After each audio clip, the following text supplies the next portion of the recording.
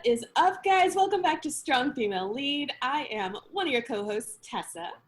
And I'm your other co-host, Tricia. How are you guys? How are you, Tessa? I'm good. How are you? Oh, you know, it's a dreary day, but a perfect day to talk about this shit dump of a movie that you picked for us.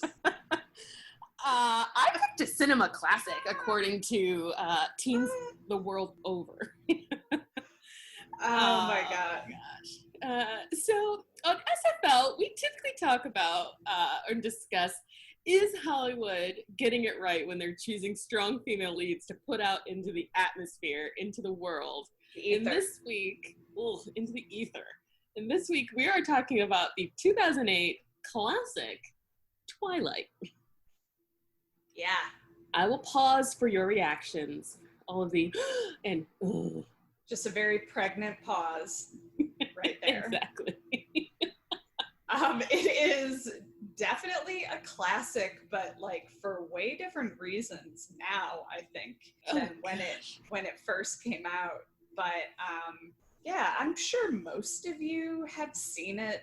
I mean, or read the books. I mean, I actually, as much as I'm going to have negative things to say about this movie, I do own a couple of the books. Like, I did read them. And yeah, so there's some buyer's remorse, but it was an easy read. It was just very, easy to digest, a good fast read. But watching the movie again, over 10 years later, wow.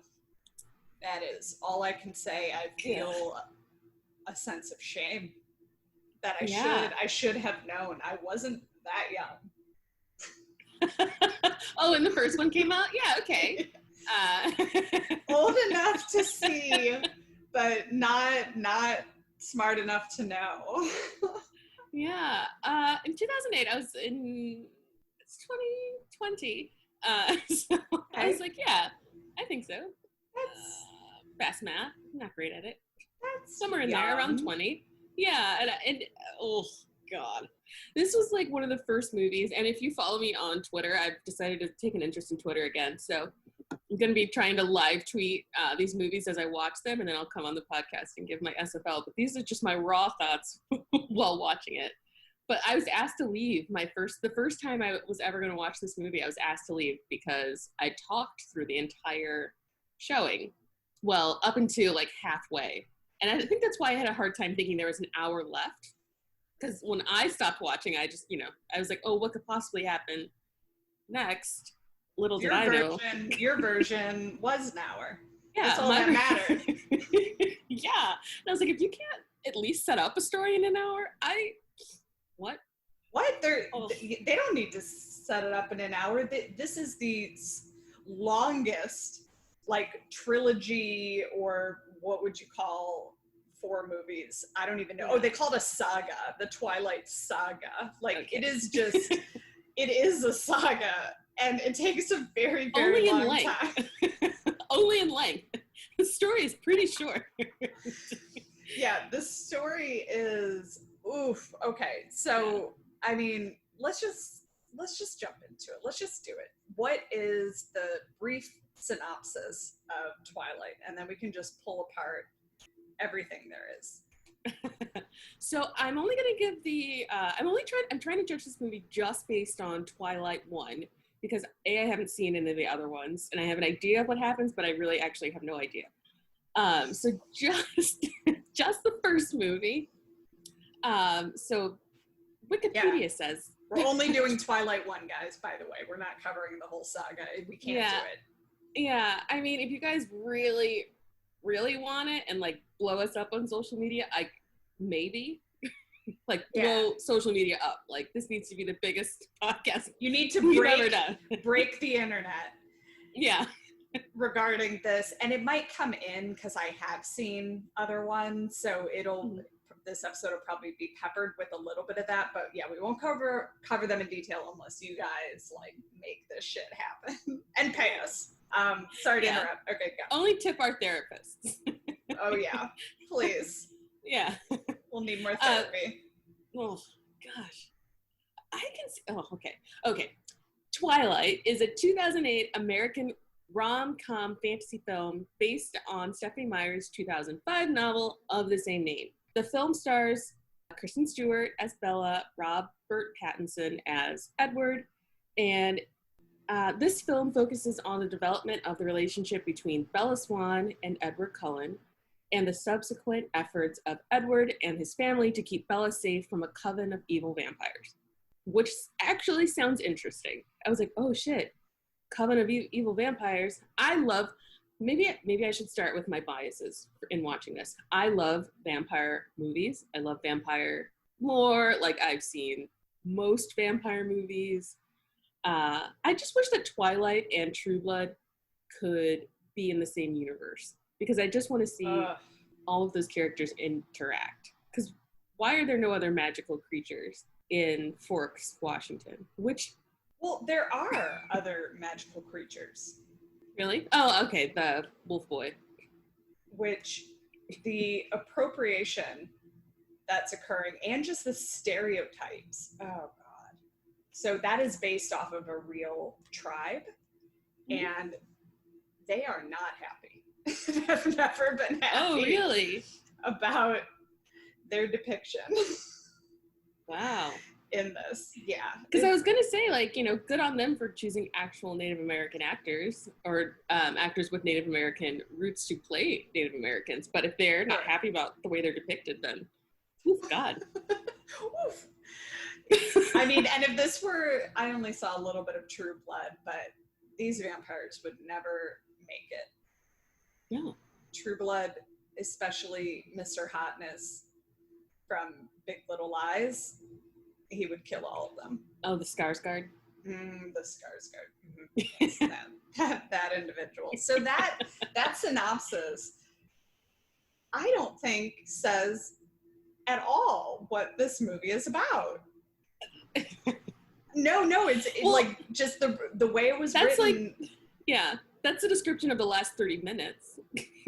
But this is a 2-hour movie. Right. It doesn't say anything.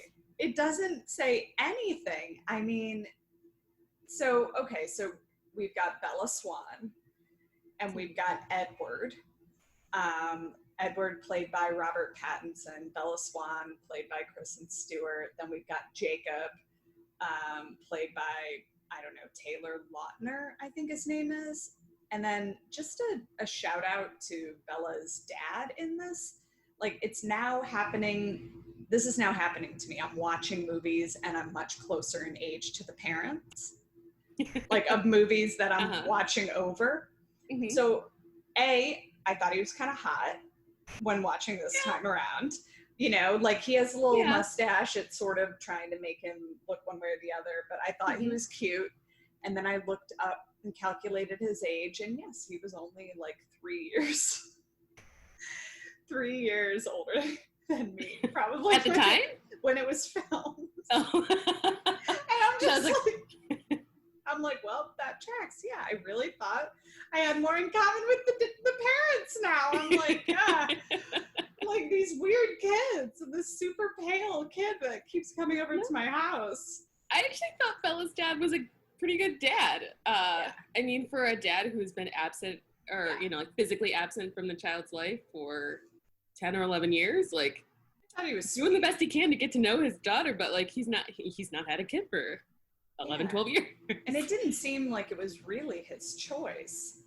Right. I mean, maybe we didn't really, I don't remember if the book got into it about whether or not, like, he tried to see her more when they moved away, but it seems like the wife left and then left Oregon. So, yeah. I mean, but he still probably could have visited. So we don't really know about that, but Bella does not seem upset because Bella has no real depth to her. There doesn't seem to be any sort of like issue or lingering thing about not having seen her dad. I mean, it's just very bizarre. Yeah, she has like she has very few emotions in the movie, but she has no emotions towards her dad. Like, it is really like he is an innkeeper and she is a guest. I was like, do you know each other? Like, when she's storming out at the end and telling him all the mean stuff, that her mom said when she was leaving. She just there's just nothing there. And I was like, it seems like they walked on the set and this was the first day of shooting. And they're like, hey, my name is Kristen. And he's like, hey, my name is your dad. And then they're like, right. And action. Yeah, for sure. And go. I was like, couldn't you guys have, played a t-ball game and like faked a memory before shooting this or something? It was so awkward. Well, I have to say, like, the acting style of Kristen Stewart is a little bit like that, though. Like, I haven't seen her in a ton of things, and I just don't really ever feel like that much connection between her and the characters, but I think it might be the way it's written or the character she's playing. I don't know, but even her obsession with Edward was still very tepid.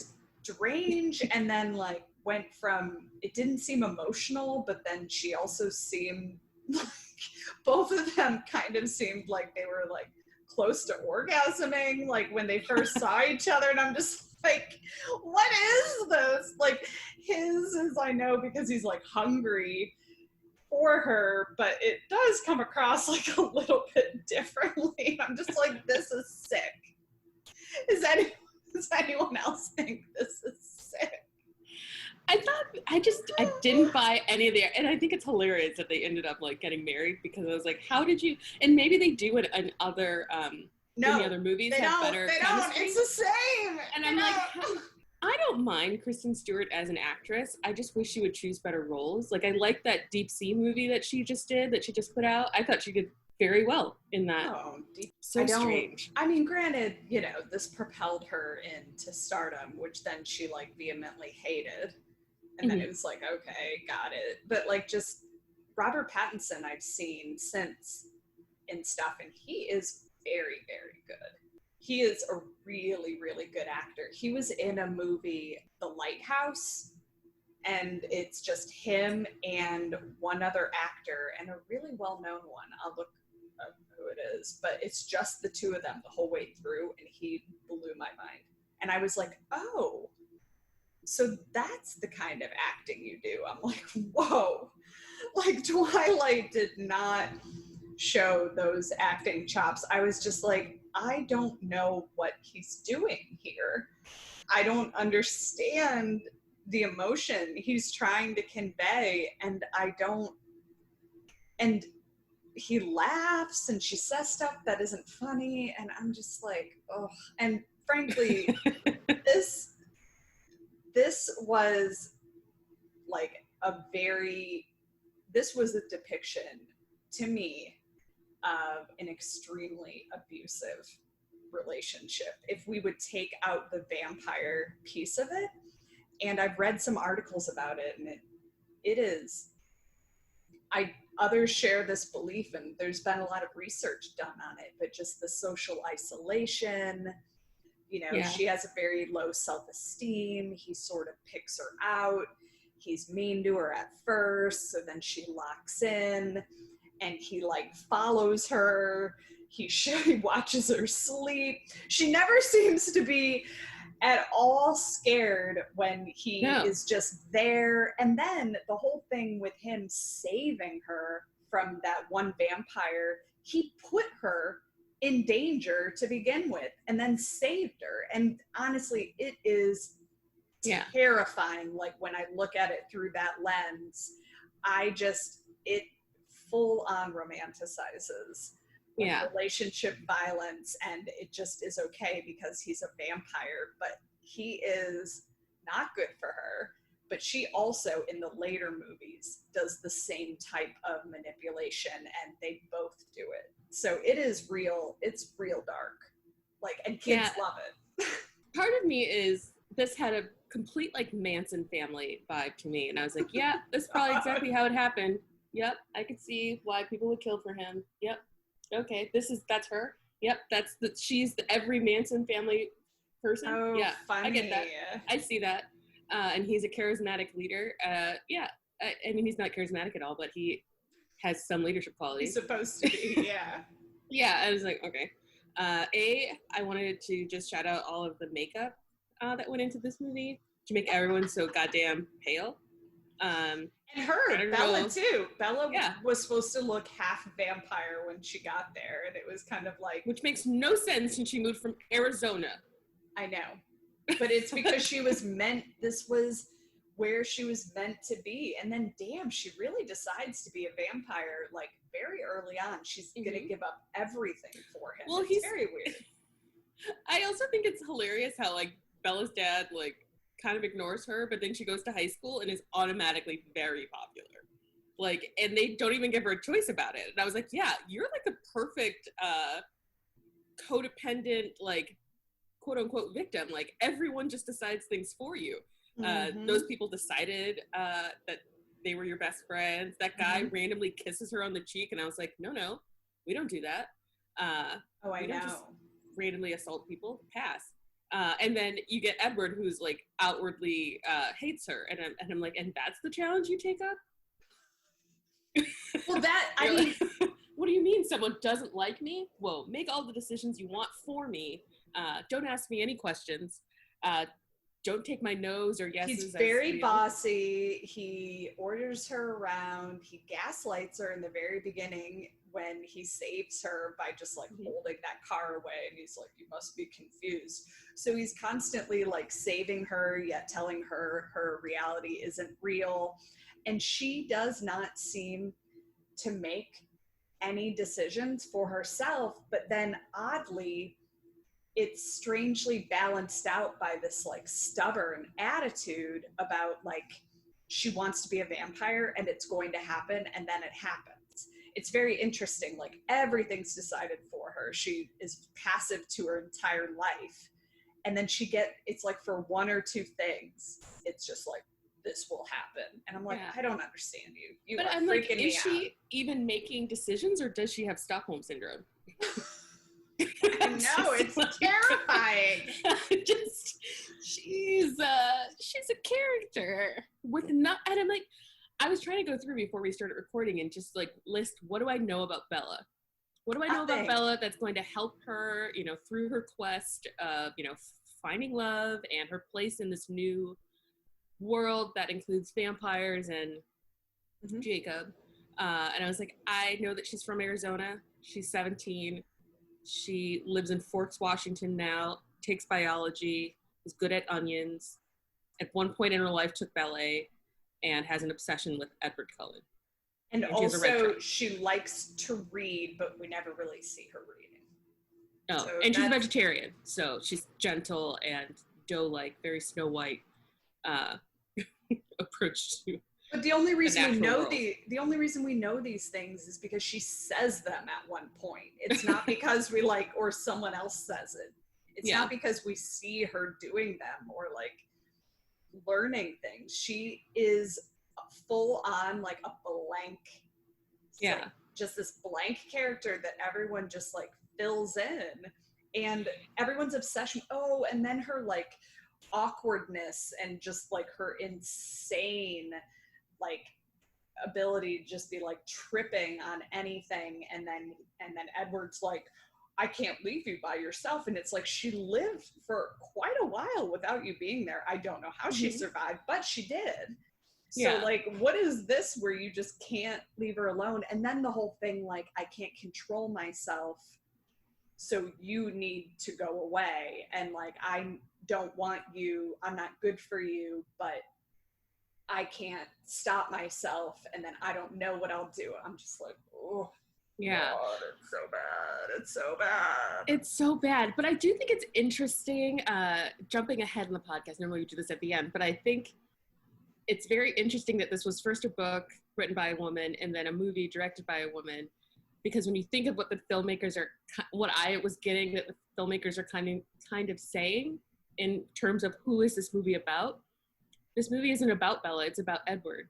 And that came to me late, because even it seems the director and the author are also both obsessed with Edward in the way that they want us to view Bella as being obsessed with Edward. You think so? Ooh, I like because that. Bella doesn't, I mean, until the very end scene, because I've only seen the first movie, but the only time I saw her like try to have an emotion towards him was when he's like saying, "Oh, I'm gonna leave you here in Arizona," and she's like, "Don't go! You can't say that to me. You can't leave me." And I was like, "Whoa,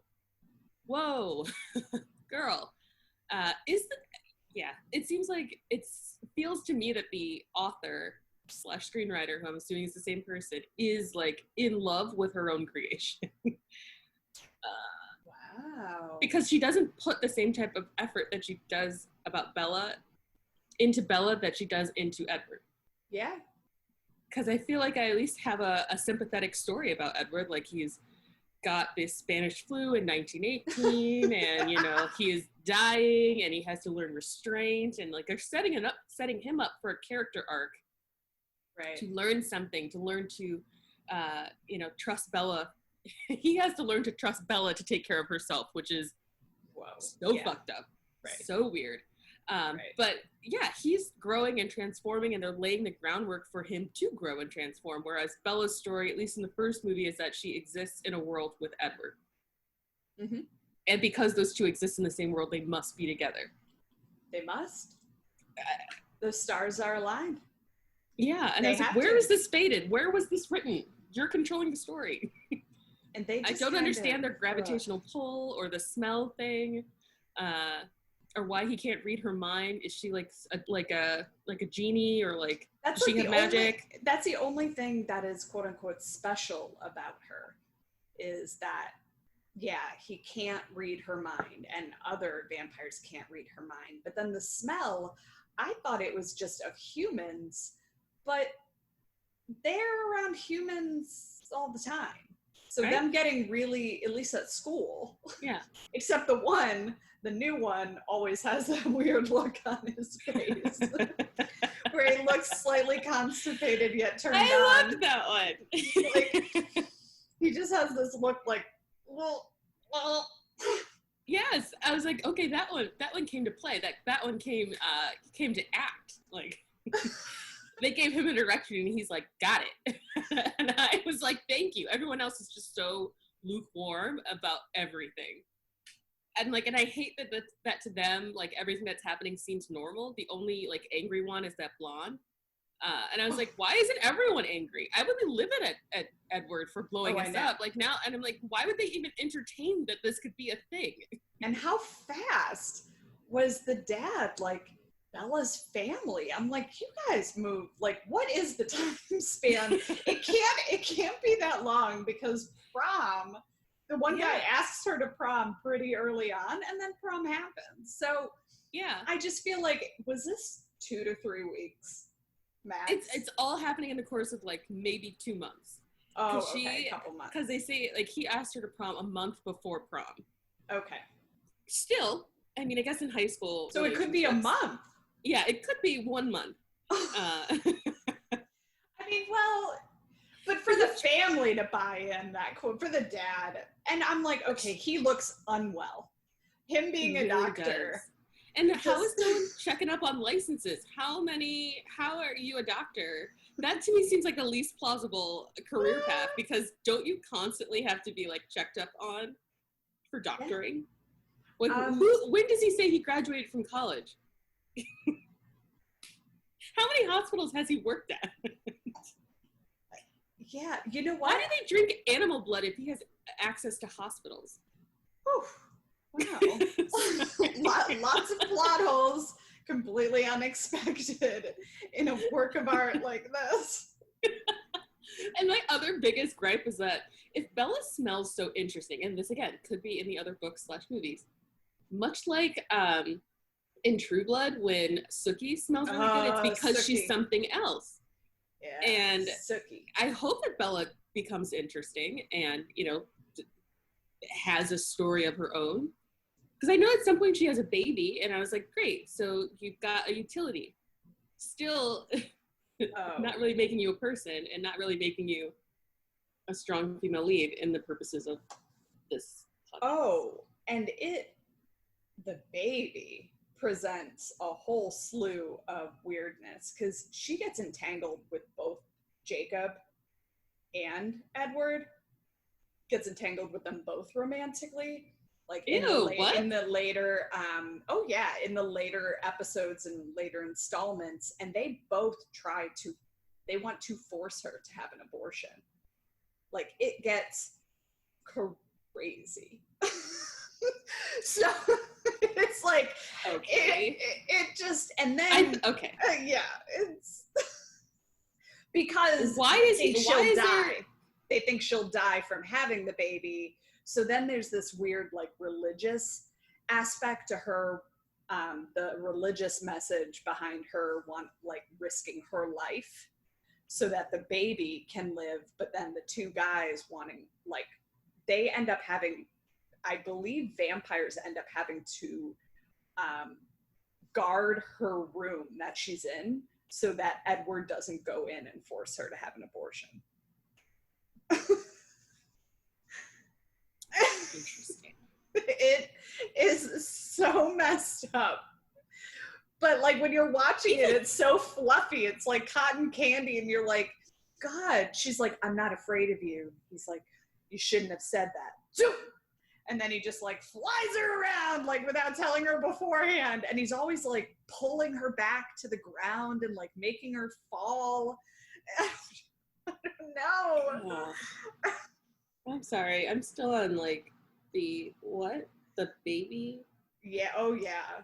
Yeah, you should read ahead. Oh.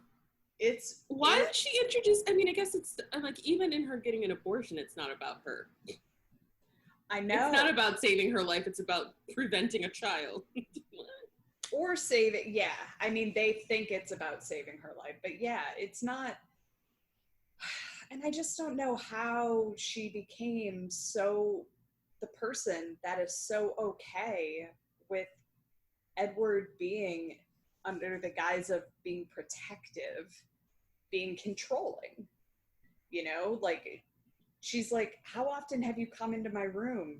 And he's like, just over the past month or something. And then she's like, oh, he's like, I like watching you sleep. I'm like, fuck you. Sir, can we just talk about that for a goddamn second? Can everyone just freeze? But no, no, they don't. But yeah, but I'm like, I can only really compare it to the only other, well, I guess there's other people, but it's actually all of the women are rather desperate in this film. I'm trying to think of Anna Kendrick's character, about how she's, I guess Bella kind of inspires them to take some initiative. She has the two friends who really do force a friendship on her, and why do they even want to hang out with her? There is nothing fun about Bella. Like, Bella is always sitting out. Whatever you're doing, she doesn't. We're going to a dance. I don't dance. We're going to surf. I don't surf. All I do is just sit. Like, we're doing anything. I don't do it. We're looking for dresses. I don't look for dresses. I go to a bookstore, and then people are about to basically gang rape me, and then this vampire shows up and, like, scares the guy. I'm like, she is so boring. I cannot stand it. Right? She's so I'm surprised boring. that so many people like this. I'm trying to, like, put myself into my 2005 17-year-old self. I get it for the same reasons I liked it. I'm telling you, I was not looking at it from, like, a developed feminist perspective. Now, I know it doesn't seem that long ago, but 2008 was a while ago. And we were looking at it, like, when I read it and I enjoyed it, it was basically like this. I knew that it was weird, but I just thought it's because he's a vampire. That's the reason why all of these dangerous aspects. That's why he's so weird. That's why he's so controlling. That because he's a vampire and he's just a dangerous figure. So it's this girl falling in love with danger, right? And this dangerous guy who was mean to her at first, and that's why she was into him. And, like, it sounds so silly, but it's a little bit Romeo and Juliet-ish. It's like an old story.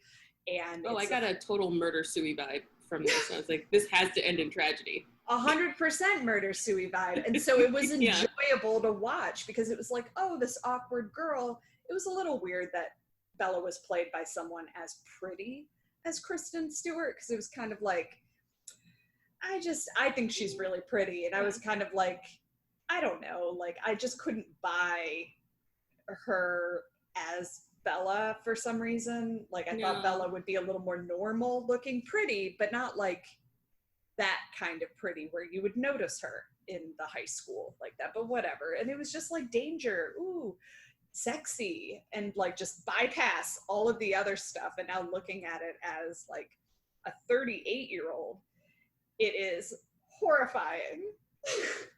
Horrifying. God. I mean, I think it's interesting when you look at Bella or Edward as the vampire that they've created, which is nothing like a vampire that... Nothing. No, they don't glisten like diamonds in the fucking sun. I'm like, stop. I mean, I guess I've never met one, so yes. Oh, yeah, I guess. So, I guess maybe. I don't know for sure. I mean, I'm hoping one day. I thought they'd burn or melt. Whatever. Exactly. I was like, wouldn't that be a clever trick they've played on all of us? Is that they don't actually. Actually. I mean, there is Blade. He can walk in the daylight, and so can one of the. I guess they don't really exist. From Underworld. Yeah, I guess they don't really exist. I mean, we don't know. We don't know. Is what I'm saying. We don't know. We have some suspicions. But I just think it's interesting. I feel like this movie, I'm going to make a bold statement and say this movie and this phenomenon laid all the groundwork necessary for Me Too.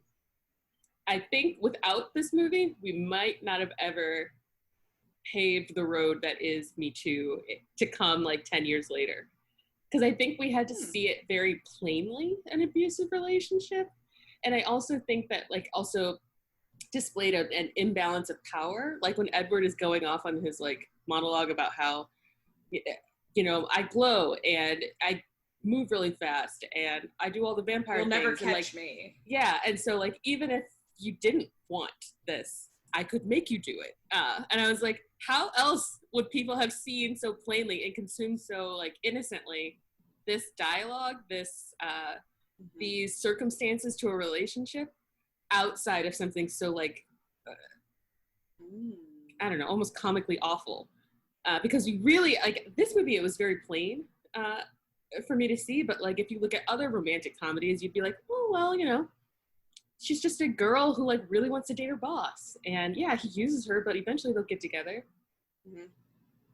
I'm thinking of what is that movie? 27 Dresses. That relationship, I love that movie. But that relationship is abusive between the boss and Katherine Heigl's character. Oh, 100%. He just uses her to strings her along. I love that movie. I mean, I do. I love romantic comedies, but like I feel like this was a very eye-opening thing, and also you know, coupled with social media, and like this was like one of the biggest like dialogues that I think went back and forth between. I think I would have never. I mean, I feel like I was a very woke 20-year-old, I guess, because I think I saw this movie for what it was when it was happening. I was like, this is some malarkey. I don't understand. I don't understand Bella, and I think it's because she's kind of an empty vessel where a human woman should be. I just wish she had agency. I don't think there's very few times in the movie where I see her say that she wants something, or choose anything. I know.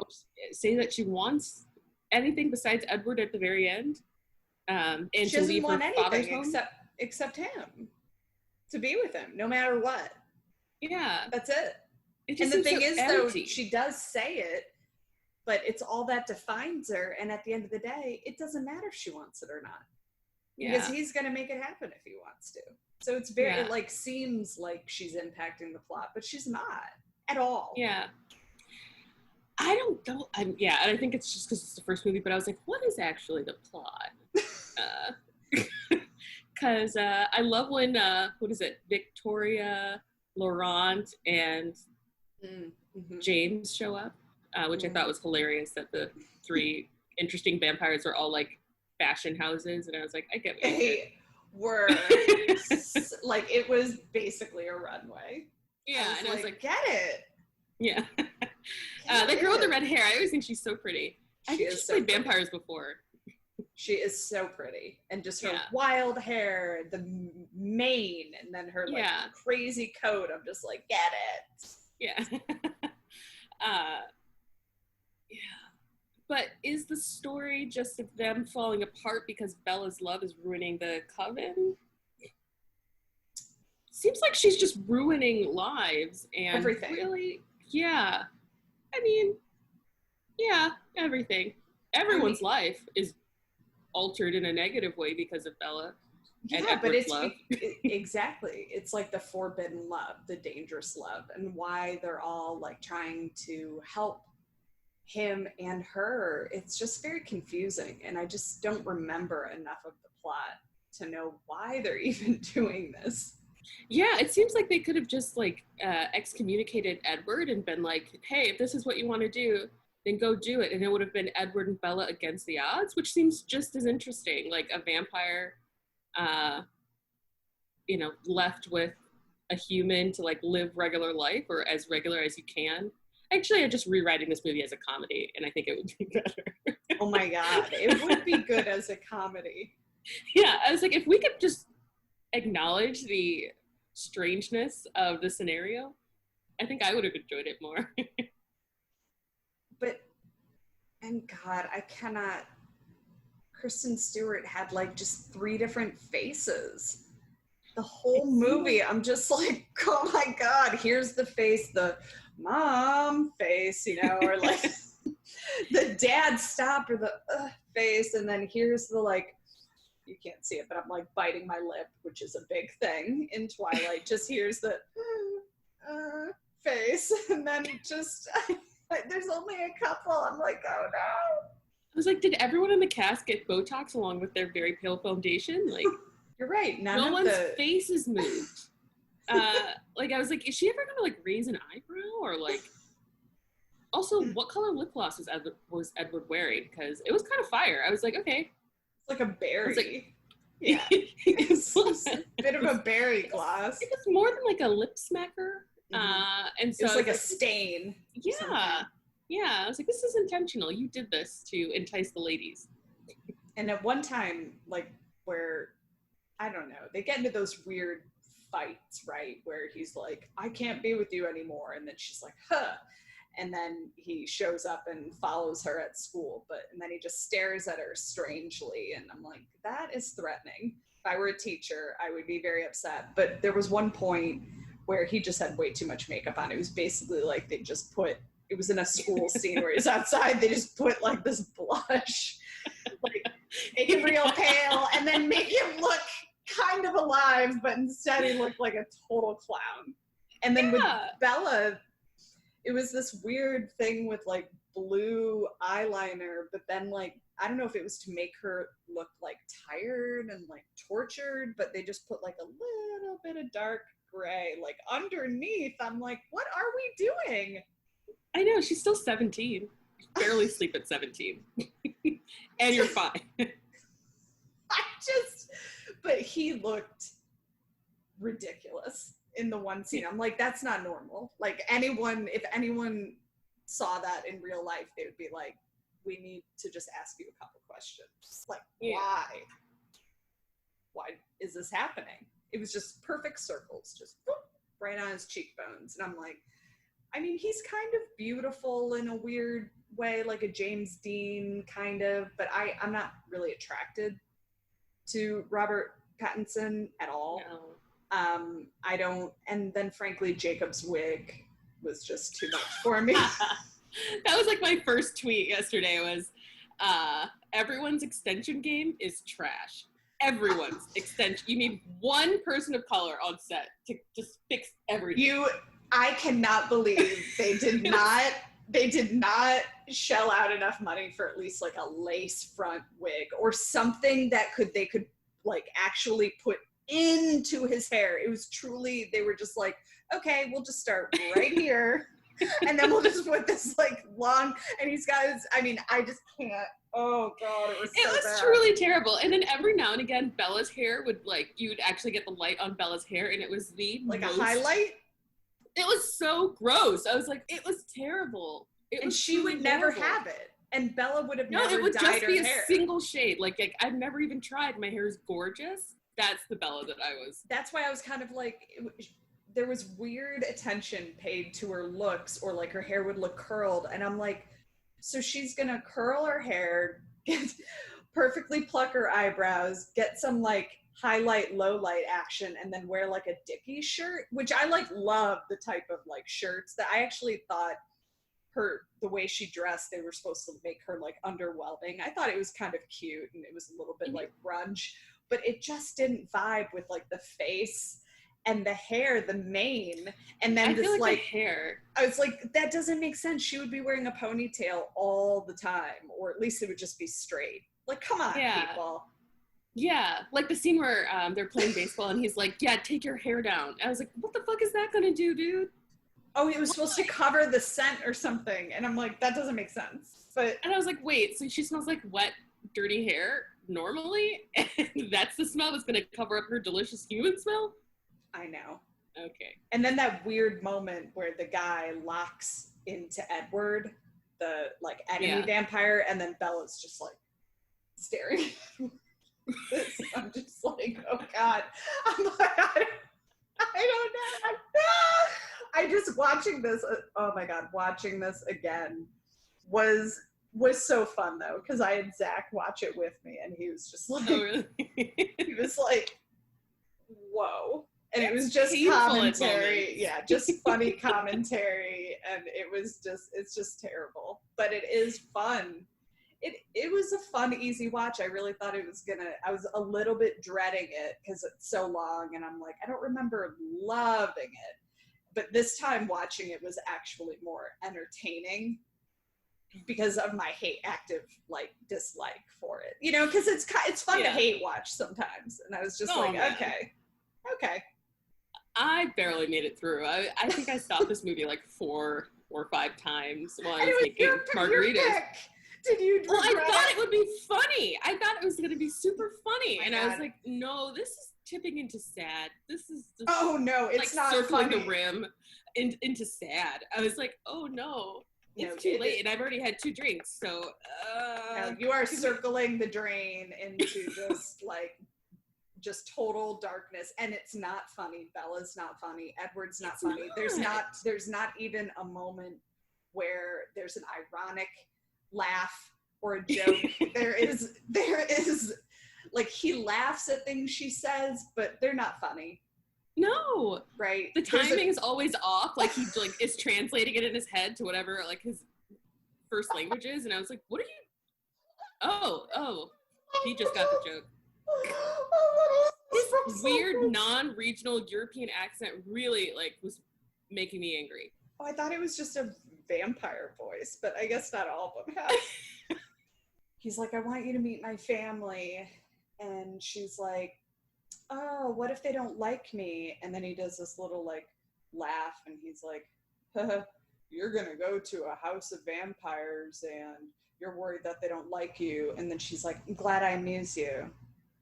I was just like, this is so boring. And I was like, does she not understand sarcasm either? Maybe they are meant for each other. I just don't. I'm like, I don't even know where the rat-ta-ta-ta, where it was supposed to be. Or when they first. Where's this intensity of love coming from? Because I don't get it. Oh, and their first scene, oh God, and this is supposed to be the meet cute, fireworks is just,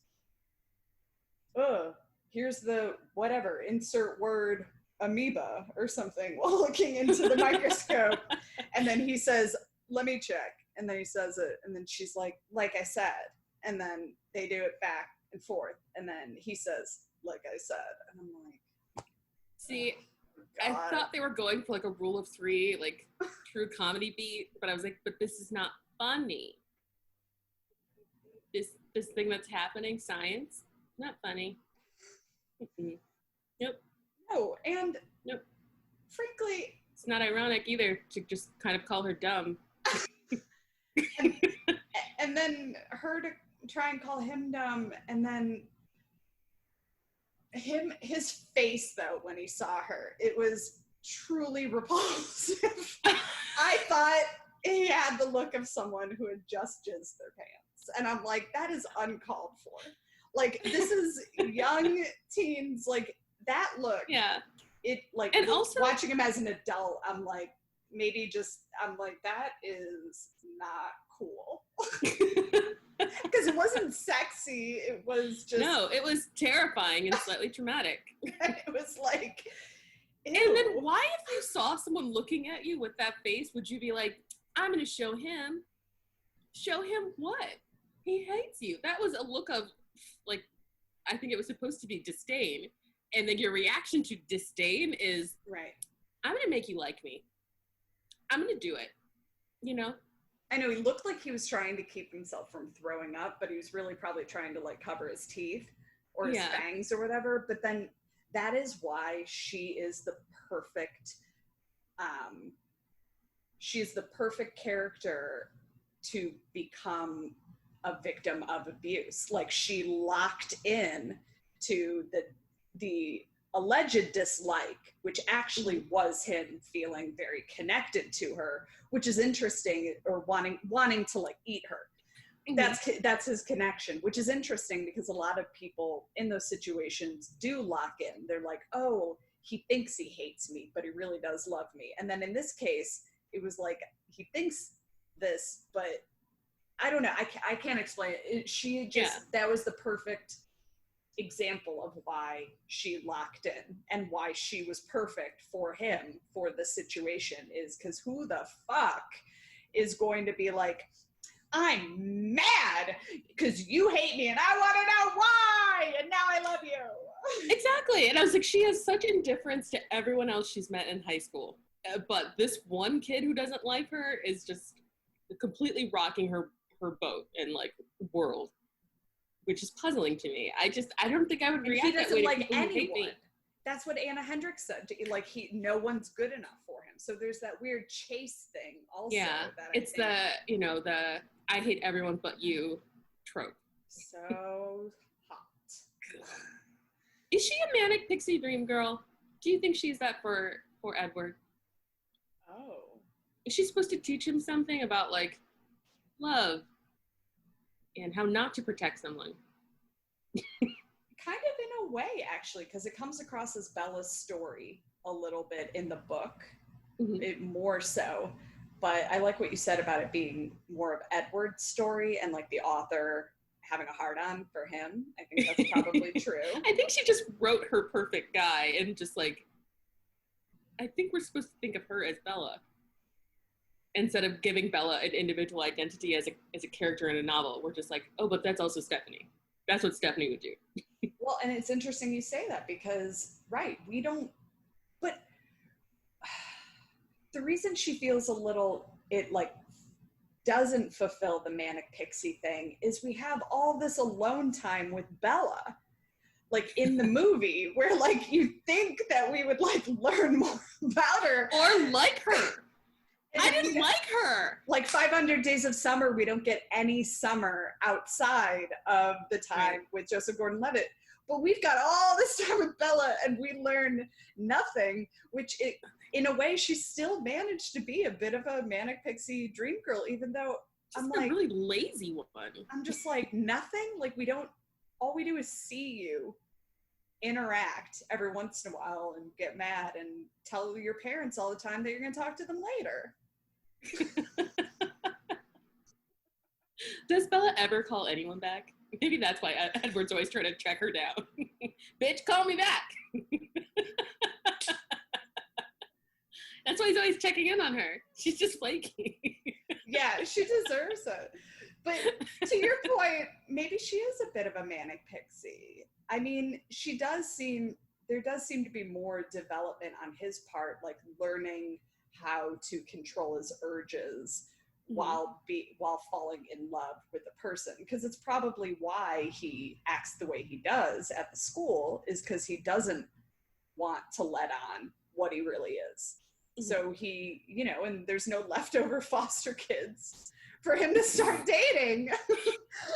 So he can't have a foster like sibling relationship like the other ones, which is a smart way to go.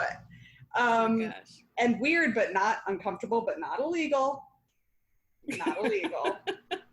And I do wonder if there's like a B-side to this of Edward trying this with other girls. And he's like, nah, you know, Karen didn't work out. No, Amanda didn't work out. Maybe Bella. Maybe I'll tweak one thing in this method and see if it works again. You know, just keep trying. Just keep trying. Just keep swimming. Maybe he's like, yeah, if I act like I really, like if I neg her. Yeah. That's one of the books on the shelf is all the pickup artist books, and he's just been trying it out for years. He just, you know, because he can't sleep, so he's like, you know what, I'm gonna figure out how to get someone. Ooh, Bella, okay, she's new, she doesn't really know anyone, that's great. The other one's transferred because I scared him, and then I just neg her and act like I'm gonna throw up and also have an orgasm and just act like I don't want to be around her. Yeah. And she fell for it, hook, line, and sinker. Do you think she's a manic pixie dream girl? I kind of do, but I also think that she's just, I just wish I liked her. Like, I'm thinking of all the other I love manic pixies. And I'm like, at least I like them. Like, I would want to hang out with them. Like the part that makes no sense to me is why Bella shows up at school and people want to be her friend. It doesn't make any sense. Based on what? She's not even from a cool place. No offense, Arizona, but like. No, and she's not interesting. Nope. She has nothing. She only speaks in response. And her responses are usually, no, no, I don't know. No, thanks. I don't know. Do you do that? No. Will you do that? No. I don't, I'm busy. Like nothing. No. Yeah, and manic pixies, while they may seem vapid because we're seeing them through the male gaze, at least they have fun interests, you know, even Kristen Dunst, like even in Elizabethtown, you know, I forget what it was, but she was super bubbly. She was passionate about the things that she was passionate about, and might have been coloring books, but I don't know what it was. Could have been. I'm trying to think of Garden State. Like, what is Natalie Portman into besides like weird music? She's not even into weird music. She was into the Shins, which wasn't even weird. Yeah. She didn't really seem to have. She had an illness, and she liked music, and then she like screamed at a train or down a hole or whatever. Yeah, at least like but she was free, and she was teaching him how to be free. And what is Bella really teaching Edward? Nothing. She's the opposite of free. Yeah, what's the opposite of a manic pixie dream girl? We should coin the term right now because that's what she is. She's like and then manic pixie dream girl, right? Because she's not manic. She's not. She, if anything, it's like they gave her some really strong antipsychotics and she is just like basically comatose. Yeah. She's a vegetable. Maybe that's why she's a vegetarian. This is all come full circle. Is that she is a vegetable. Just trying to interrupt the diet of those vampires. We need some regularity. I get it. I understand this movie. Figured it out. I feel like I nailed it. This is all about curing IBS. This is all a propaganda for vegans. Yeah. This is you wouldn't be eaten if you just ate a veggie. Save yourself from an animal. I think we need to, I mean, this would take too much work. Maybe we could try to like rewrite this story, just the short version, like a 1-pager, and see what we each come up with. Because I think we could do it. I feel like there's a lot here. I see how this is the series that spawned 1,000 fan fictions. Oh my God, it's perfect for it. Because it's like, you can modify it. Yeah, so it's a formula. Easily. Yeah, it's so a formula. Easily. Mm-hmm. Oh my God, it's so much fun to talk about though. Guys, seriously, if you haven't seen it, watch it. If you really want us to do the other ones, I mean, we will. It could even be funny, but we're not going to do it unless you really want it. Yeah, this was a struggle, and though I am now curious about what happens in the end, because I really just don't think that it's possible that Bella could be this dry throughout 3 to 4 movies. She has to do something. She does things, but she is a version of this. Like, you're not going to see a spark all of a sudden. But also, why does the vampire boy really like her? I don't get that. You haven't seen her since she was 4. You rebuilt her a truck for... Oh, you mean the wolf? Why? Yeah. Sorry, what did I call him? Vampire boy. Oh, yeah. Wolf boy. Wolf boy. Why is he into her? I mean, why does anyone like Bella in this movie? No, I don't know. I don't think there's an answer, Tessa. Is he gonna say like there's like I feel protective of you, Bella, but the vampire or the werewolf version? He probably does because he thinks the Cullens are dangerous. Because they don't go too much into it there, but there's obviously a long-standing feud with the two of them. Oh, come on. Now let's talk about. Okay, first of all, let's just suss out the strong female lead thing. Is she top billed? Obviously. Mm-hmm. I mean, like, it was mayhem. Yeah. Following this movie. Everyone was obsessed with them, and they didn't seem any more interesting off screen than they were on screen to me. And then, okay, is she a strong female lead, though? Does she impact the plot or move the story forward? I do not think that she does. I mean, I'm going to say no, but I guess without her, nothing would happen if she never, like, agreed. I mean, actually, no, because Pattinson is stalking her for a while, and those other vampires are already in town.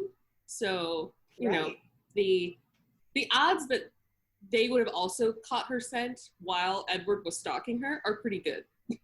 Yeah. So I'm going to go ahead and say that she's not impacting the plot in the way that I would like her to. I think Bella herself is a plot device. Yeah. It's very weird, but like we're supposed to think that she's the lead. And then does she have agency? I mean, it seems like she does when she's like, I want this, I want that. But at the end of the day, her thoughts or feelings about any of it really doesn't matter. At least in this installment. Yeah, and I'm like, yeah, examining the power dynamic, I'm like, is she actually making any decisions, or is she interacting with a vampire who has usurped her agency by nature of being himself? Yeah. Self-admitted usurping of agency. So what about the Bechdel test? I feel like... Fail. Yeah, there's no way, because even I'm thinking about the girls trying on dresses and stuff, but I assume that they talk about one of the boys in it. I'm trying to think of any scenes with Bella and just another female, except with her mom. But no, her mom is usually talking about the dad, the stepdad, or the boyfriend, or whoever it is. Yeah, I was trying to think if she had a female teacher or the waitress. Bella and the waitress. When? They talk about cobbler. No, she says your dad's getting cobbler. Yeah. I don't think there's really, There are not a lot of, I mean, I guess it's pretty balanced in actuality between men and women. But like just women in a scene. 2 women in a scene, we know their names, talking about something other than a man. I mean, even the Cullens, they're always talking about Edward and Bella. Mm-hmm. We haven't seen them talk about anything else yet. Oof. Yeah, I was trying to think the weird one talks to Bella for a minute. The weird psychic one. I was like, of course there's a psychic. Oh, Allison Green. Not helping. Her name is Ashley Green. Yeah, I was like, the future is subjective. I'm like, no, really? What? Come on. Yeah, I'm like,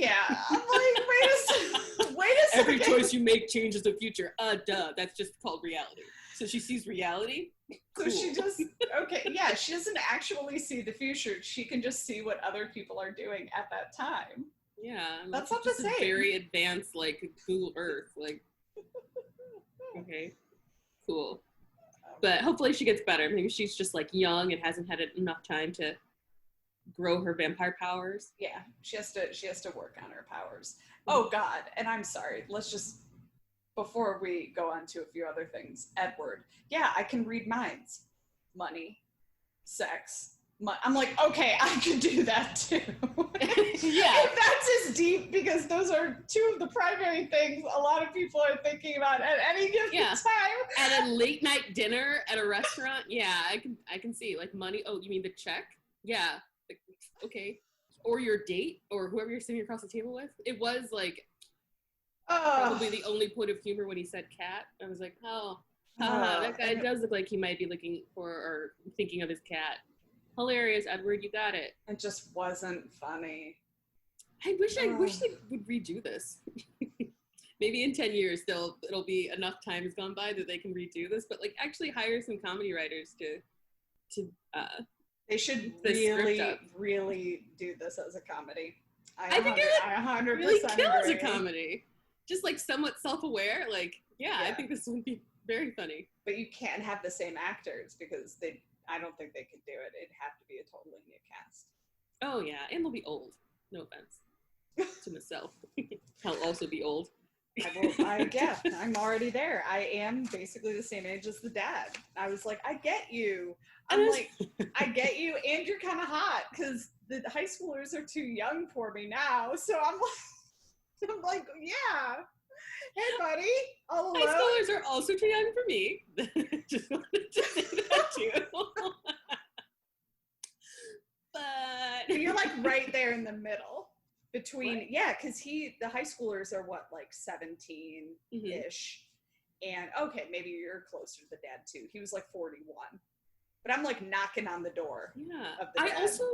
I think that if there was a prequel that stars like the 14-year-old dad and the 14-year-old mom, because Bella's 17. What's 17 minus 41? Like they're teen parents, aren't they? No. I mean, they were young, probably early 20s, because 41 minus 20 is 21. Oh, true. But it does seem really young to like us. I'm like, you guys have had a whole life where she left you. Like, she got to the point where she left you with her tiny baby. Like, I know.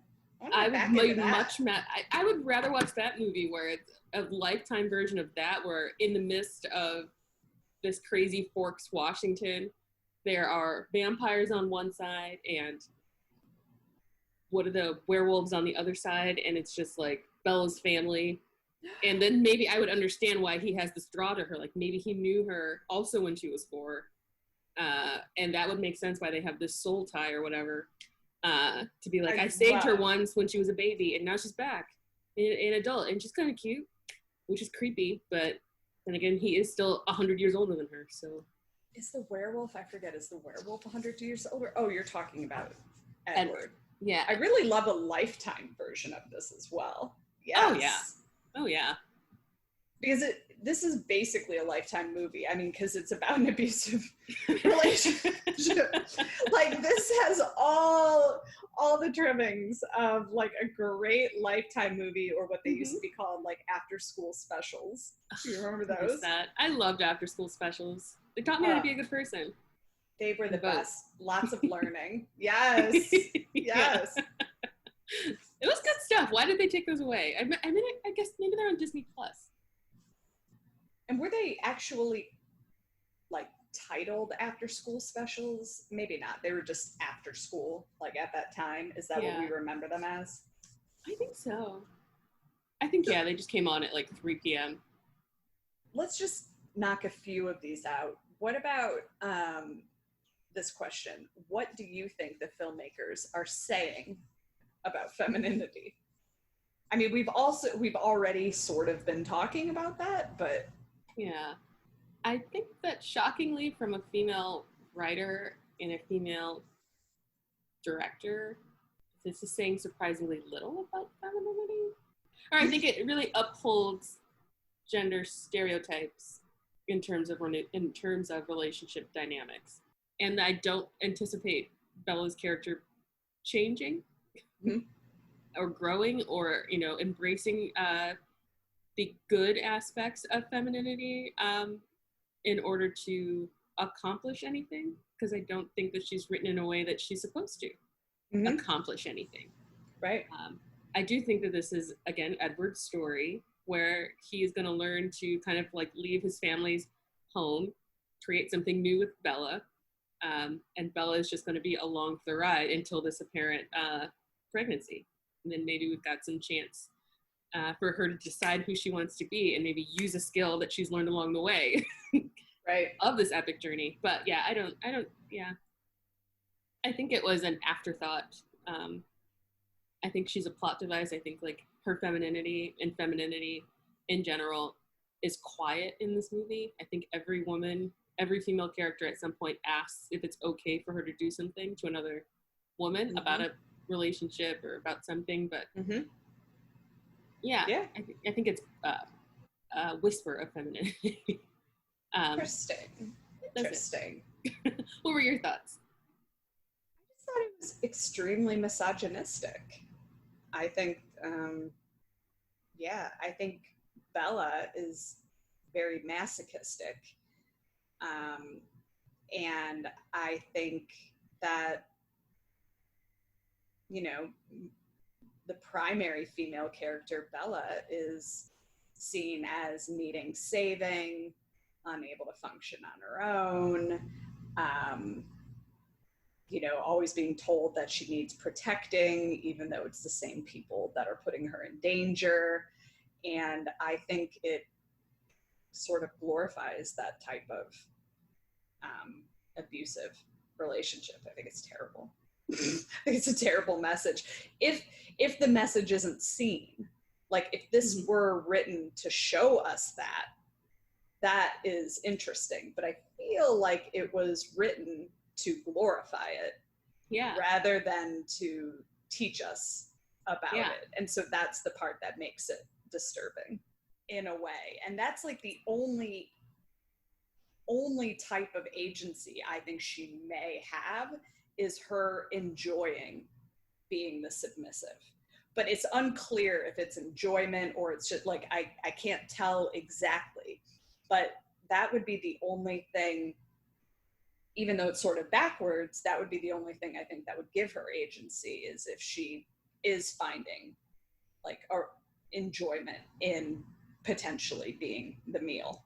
I know that, you know what I mean? Because like other than that, I'm like, I haven't heard her say or act that she likes anything except potentially being killed by them. Yeah, I think that's so weird because she's not a vampire, and it seems like, at least at the end, that she's not going to become one because they had the opportunity and they're just like, no, she should live. Obviously, living's not that great. Cher said she's dying. I don't know. Why not?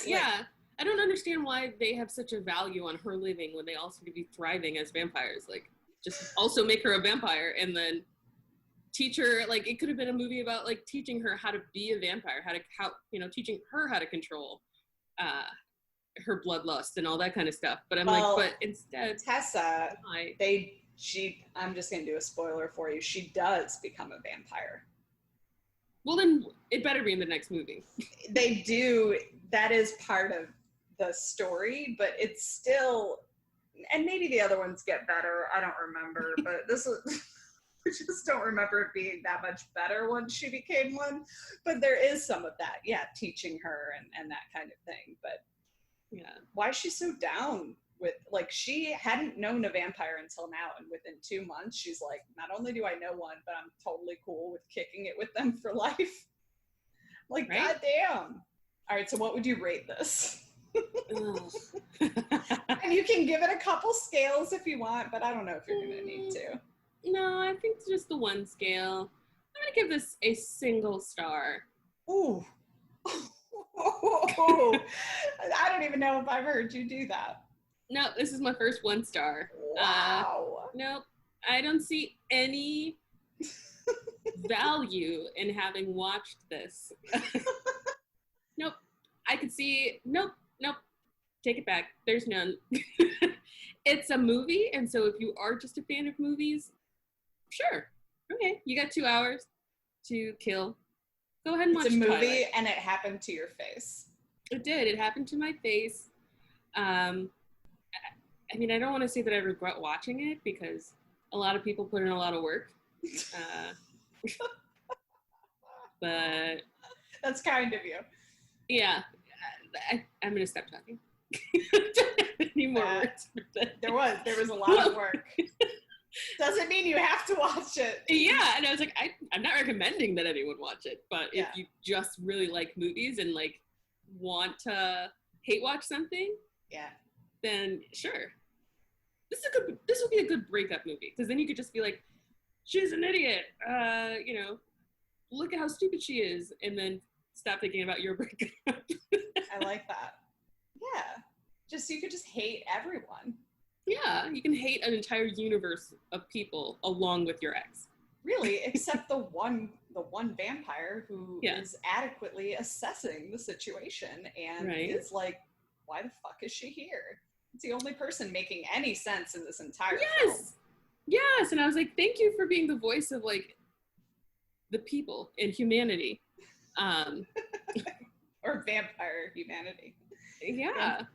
She's the voice of the vampire community. Yeah. And like, did Bella's parents ever figure out that Edward is a vampire? Do you know? I'm sure they do, but I forget. I don't know. I don't remember any. It's like a blackout. I think I've seen 2 or 3 of them. I don't even know. Maybe I saw the 4th.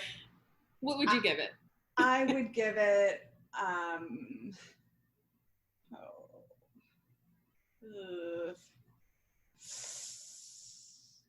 It's hard. Well, I am going to give it 2 scales or 2 ratings. One, I'm going to give it a 1.5 in terms of movie. I mean, it doesn't really flow. I'm concerned. I don't really, 1.5 for the movie. It's pretty, and the scenes can be kind of pretty and stuff like that. But I would give it, it's really not that much higher, like a 2.5 for hate watchability. It's not like the worst thing you can do for 2 hours and watch it and just kind of have fun with it. But it's still, I would never have done it if it weren't for this podcast though, so. Yeah, I'm like, I'm offended by my friends who kicked me out of my first viewing of this, because this 100% is a movie that you would have to pause and talk and laugh through the entire time in order to make it worth it, in my opinion. Oh, your friends kicked you out in a theater? Yeah. No, it was at somebody's house, and I was like, I thought in my house. I thought the movie theater people kicked you out. No. No, I would never pay any currency American to view this. I would never pay US dollar. Really? So I think that's it. Yeah. Let us know what you think. Yeah, that's really it. Let us know what you think. You know where you can find us on Instagram at StrongFemalePod. Yeah, and we're on Twitter at SFL_Chicago. And also Tessa's Twitter, which is at EvilTwin0220, which is my birthday, committed to memory. Because now she's tweeting the movies. Yeah, I'm gonna start tweeting my actual in-time thoughts while I'm watching these movies. And next week's movie is gonna be a doozy. So if you're not already following me on the Twitter, this would be a good time to join. Definitely. And I mean, since we know what we're doing next week, we're doing 50 Shades of Grey. And you all should, if you have the time and are willing to sacrifice the time, watch Twilight and then watch 50 Shades of Grey. Almost directly following, as close in proximity as you can, because 50 Shades of Grey is fan fiction of Twilight, and it is actually kind of fascinating to watch it afterwards, and then you can feel all sorts of low again, but you can see where the threads are, and it's like you've entered Bizarro land, so you should do it. I can't wait to hear your thoughts on 50 Shades following this. It's gonna be great. Oh gosh, I It's just gonna can't be great. imagine another Bella. I know. And this I one is know. set in the real contemporary-ish world. And I know. I just can't imagine reading the book and being like, I can do better, and then not doing better. Like creating the same person. Well, is she what I'm didn't. imagining. Oh, you mean, because it was a different author, obviously. Right. So I'm like, if you looked at the character of Bella and you're like, she's okay, but I see some problems here, and then didn't correct any of those in yours, I think that's interesting. No, because that's the point of fan fiction. It's basically the same story in a different universe, and you are going to hate it. But I can only say you brought this upon yourself by choosing Twilight. How did I bring this upon myself? I thought this was gonna be funny, and I was like, yeah, it's gonna be hilarious. You know, Twilight is like, everyone's always talking about it, and so I can't wait. No thoughts about 50 Shades. You didn't know you were going to bring this upon yourself, but 50 Shades is going to happen to your face, and you are going to have a lot of thoughts. So everyone, join in, hate watch with us. See you guys next week. Bye. Bye.